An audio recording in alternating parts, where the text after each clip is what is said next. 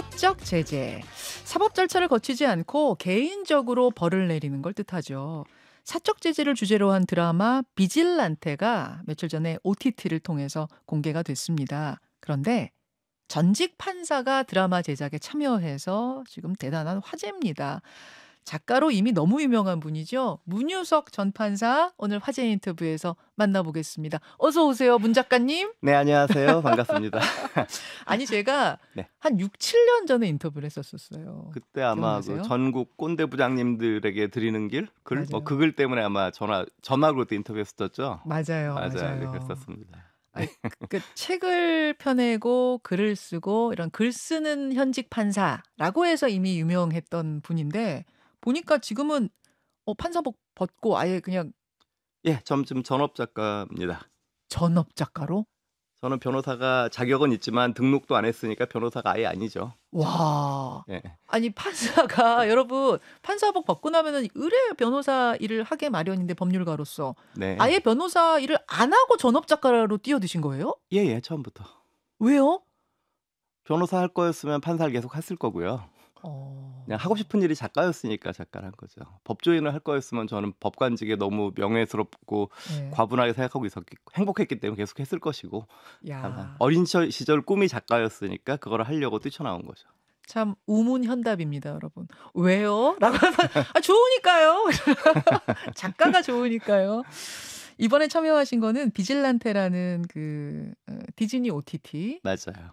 드라마의 드라마 크리에이터? 크리에이터라는 말이 생소하실 텐데 사실은 그 말하자면 일종의 메인 작가라고 볼 수 있어요. 저 신인 작가님하고 팀을 이루어서 네. 같이 대본을 총괄하는 그런 직책인데 그거 제안받았을 때 보니까 제가 부장 판사 때 하던 거랑 똑같은 일이더라고요. 그게 무슨 말씀이세요? 배석 판사님과 함께 합의해서 결론 내린 다음에 초고를 써갖고 오시면 제가 고쳐주는 거거든요. 그런 일입니다. 그렇군요. 너무 익숙하더라고요. 앞으로 많이 하려고요. 드라마 크리에이터. 네. 일단 드라마 제목 비질란테는 무슨 뜻인가요? 이게 자경단이라는 뜻의 지금 뭐 원래 스페인에서 유래한 말인데 영어권에다 쓰는 말이에요. 자경단. 그러니까 시민들이 스스로를 지키기 위해서 자체 무장을 해서 활동하는 건데 배트맨 영화 배트맨이 대표적인 자경단이 셈이죠. 그렇죠. 어떻게 보면 조선시대 홍길동전도 그런 것도 볼 수 있죠. 의적 홍길동. 예. 개인적으로 응징을 하고 벌을 주고 그렇죠. 사법 정의 대신에 이제 정의를 맞아요. 세우는. 예. 내용을 잠깐 좀 소개를 해드리자면 경찰대학교에 재학 중인 평범한 남학생이 밤에는 자경단이 돼서 범죄자들을 응징하는 뭐 이런 내용이라고요. 맞아요. 예. 아니 근데 여러분 이분이 이제 판사 아니었습니까? 그러니까 사적 복수, 사적 제재란 거는 사법 시스템이 그러니까 어떤 법과 제도가 정의롭게 작동하지 않을 때 이루어지는 거 아니겠습니까? 그렇죠. 근데 문 판사님은 판사 출신인데 판사가 이런 사적 제재물을 다뤘다는 게 참 저는 흥미롭더라고요. 사실은 저도 처음 이게 악마 판사 끝나자마자 그 네이버 측에서 제안을 받은 원래 엄청난 인기 웹툰이더라고요. 웹툰이에요. 몰랐는데 어마어마 조회수가 3억 회가 넘는다는 솔직히 전 잘 몰랐는데 3억이요? 예, 어마어마한 인기 웹툰이고 예. 이미 큰 관심을 모으고 있던 프로젝트인데 거기에 이걸 사실은 아예 대본을 써줄 수 없느냐는 제안을 받았는데 제가 원작만을 읽어보니까 너무 폭력적이고 그리고 정말 물리적으로 정말 극악무도한데 반성하지 않는 범죄자를 이 젊은이가 찾아가서 주먹으로 때려 죽이는 얘기예요. 한마디로 얘기하자면 쇼크를 받고. 예, 쇼크를 받고. 그리고 명색이 전직 판사인데 이런 거 하면 돼 하고 거절을 했어요. 거절을 했는데 다시 한번 그러면은 직접 하는 게 부담스러우시면은 시인 작가를 붙여드릴 테니까 크리에이터 형태로 협업으로 하시면 어떻겠느냐 해서 한번 다시 읽어봤는데 말씀하신 대로 이거는 기존 사법 시스템의 오작동. 그러니까 킬링 버스 여기 대사가 법에는 구멍이 나 있다. 내가 그 구멍을 메우겠다거든요. 그러니까 이거 결국 전 이렇게 생각했어요. 이 작품이 진짜로 사적 제재나 사적 복수를 찬양 미화하는 작품이라면 전 절대로 하지 않았을 것이고 끝까지 읽어본 결과 이거는 사법 시스템이 제대로 정의를 실현하지 못하는 거에 대한 시민들의 분노를 은유하는 거지 직설법이 아니구나. 아하. 원작 작가님 김규상 작가님 저 대단하신 분인데 이미 충분히 균형을 잡을 수 있는 그로 인한 부작용, 그 음. 반대되는 신념을 시스템이 지켜져야 된다는 아무리 부족해도 시스템이 있어야 된다는 신념을 가진 형사. 음흠. 이 비질란테 쫓거든요. 유지태 씨가 하는 캐릭터인데 예예. 이 밸런스를 되게 잘 맞추고 있어서 되게 유의미한 작품이고 어쩌면은 전직 판사인 제가 참여하는 게 역설적인 의미가 있을 수 있겠다. 음. 판검사들 니네들 좀 잘해라라고 질타하는 내용인데 어떻게 보면 스스로 반성하는 마음으로 그러네요. 참여하는 것도 좋겠다 생각이 들어서 참여하게 됐습니다. 그렇군요. 그렇군요. 진짜로 그 판사로 복무하시면서 많은 사건들, 판결들을 접하실 때 법은 이러한데 네. 내가 보기에 나의 심장은 사실은 이러해. 이 갈등에 휘말리는 경우가 꽤 있었을 것 같아요. 아무래도 뭐 훈련받은 직업법관이지만 인간이니까 분명히 그런 순간들이 있죠. 근데 음. 법이라는 것은 사실 보수적이니까 쉽게 바꿀 수가 없잖아요. 예. 그 틀 안에서 재판해야 되는 한계가 있고 판사는 직업적으로. 그래서 음흠. 직업 윤리가 개인 윤리보다 먼저이기 때문에 그 경우에는 예. 자기의 개인의 심장보다는 주어진 임무에 따라 재판을 해야 되니까 그렇게 하지만 항상 근데 저는 그래도 법이 허용하는 한도 내에서는 그 지은조에 합당한 무거운 벌을 줄 사건은 당연히 무거운 벌을 주는 게 저희들이 할 일이라고 생각해서 음. 전 사실 형량이 굉장히 센 판사에 그 그렇습니까? 속했는데 항소심에서 다 깎이더라고요. 어떤 사례들 좀 기억나세요? 정말 판결 내리셨던 것들 중에. 근데 그게 음. 사실 제가 전직일 때 했었던 실제 구체적 사건들을 여기서 언급하는 거는 음. 그것도 약간 윤리적으로 문제가 있을 수 있다. 그 사건의 피해자와 뭐 그럴 수도 있겠네요, 가족들도 있기 진짜. 때문에 예, 예. 그런 또 굉장히 끔찍한 사건들이 많거든요. 뭐 실명을 거론하긴 좀 어렵고 대체적으로 그냥 대략적으로 얘기해 주신다면 어떤 거 좀 기억에 남으세요? 그냥 포괄적으로만 얘기한다면은 음. 그냥 어 네이버 카페에서 네. 그 사람을 유괴 살해해서 그걸로 가족들을 협박해 갖고 돈을 받아내려고 카페에서 사람을 모은 사건이 있었어요. 세상에. 돈벌이를 위해서. 그래서 인면수심이란 말이 있는데 정말 맞네요. 짐승만도 못하구나. 아. 여기까지 갈 수 있구나. 돈 때문에. 그것도 얼마 안 되는 돈 때문에 벌어지는 범행들인데 음. 다행히 미수에 그치긴 했지만은 음. 그 사건을 할 때 충격을 받았던 사건을 나중에 조주빈 사건, 어. 엠번방 사건 보도를 보면서 '인간이 어디까지 악해질 수 있는가?' 음. 그런 생각을 많이 했죠. 인간이 어떻게 저럴 수가 있지 하는 사람들을 눈앞에서 보시잖아요.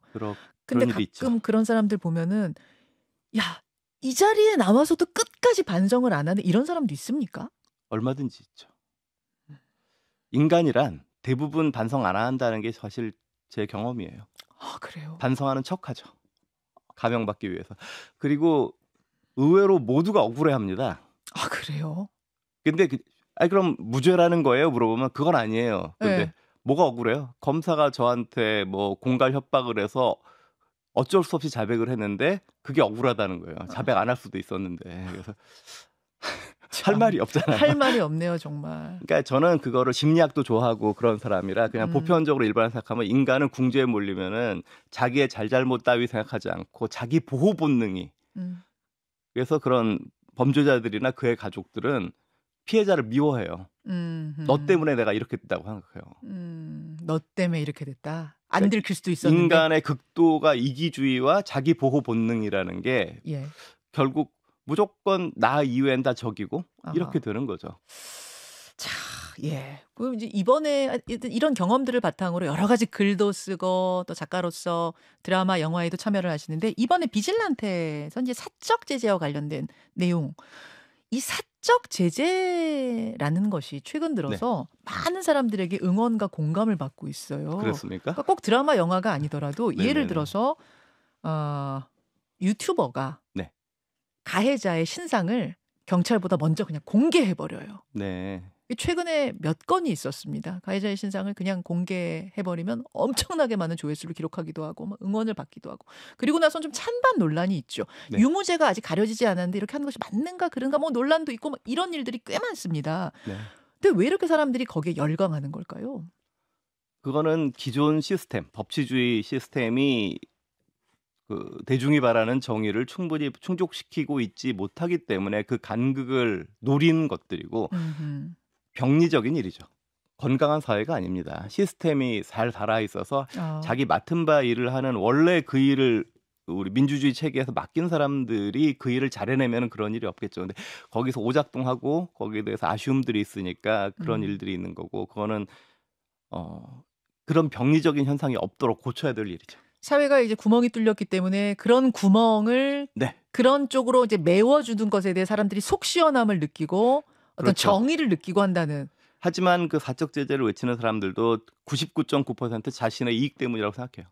그건 무슨 말? 조회수 때문에, 돈 때문에, 내지는 관종이라서. 아하. 아, 그 얘기는 네. 이게 시원함을 느끼고 뭐 정의의 부족한 부분을 메워주고 이런 뭐 좋은 작용도 있겠지만 상당히 부작용도 우려하신다는 얘기네요. 그 자체가 범죄고요. 사실은 말했지만 그런 것이 난무하는 사회는 결코 옳은 사회가 아닙니다. 사실은. 오히려 그런 현상이 있다는 거에서 기존에 뭐 저 같은 전직 판사지만 하여튼 예. 한 검사 수사기관 이런 예. 또 사법을 담당하는 사람들은 우리가 우리 할 일을 제대로 못해서 저런 현상이 일어나는구나라고 예. 반성을 하고 더 잘해야 되겠죠. 어떤 점에 문제가 발생하는지. 하기는 저 이제 신상 공개나 뭐 이런 가해자라고 지명해서 그 사람의 이 잘못된 점을 막 낱낱이 밝히는데 나중에 유죄인 경우도 있지만 무죄이거나 혹은 그 유튜버가 밝힌 것보다 훨씬 죄가 가벼운 경우가 있어요. 그럼 그렇게 됐을 때 아무도 책임지지 이것에 대해 않잖아요. 책임지지 않아요.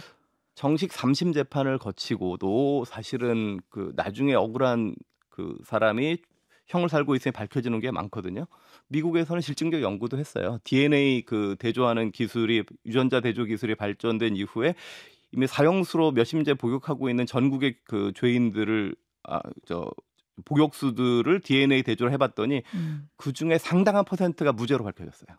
그것이 인간의 기술과 인식의 한계거든요. 예, 예. 그걸 어떻게 한 개인이 대체하겠어요?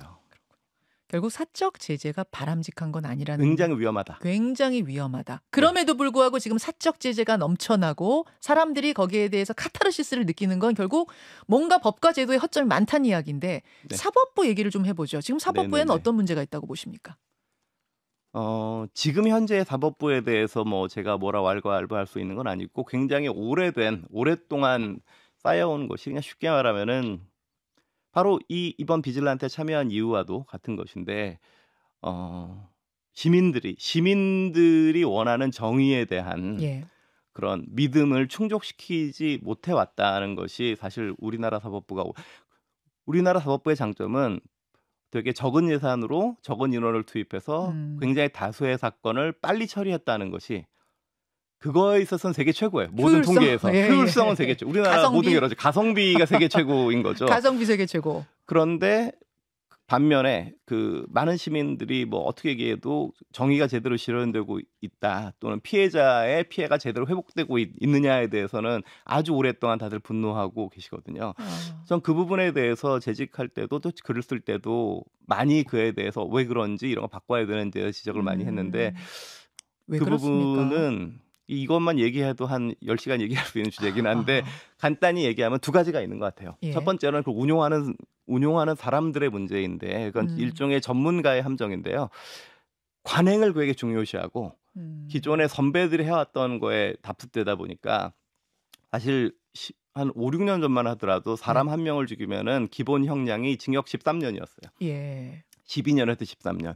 근데 그거는 우리의 형법이 생겨진 게 해방 이후에 일본의 법을 개수해서 만들어진 건데 그때 그렇죠. 평균 수명 50세 때 나온 거예요. 아, 평균 수명이 50년이니까 12, 13년이면 꽤 긴 거였는데. 그때는 형법 자체가 유기징역형의 상한이 15년이었어요. 그건 그 당시 평균 연령을 반영해서 나온 거예요. 예. 근데 60년이 지나도록 아무도 그거를 바꿀 생각을 안 한 거죠. 평균 수명이 80세가 넘어서 90세 그렇죠. 돼가는 시대에.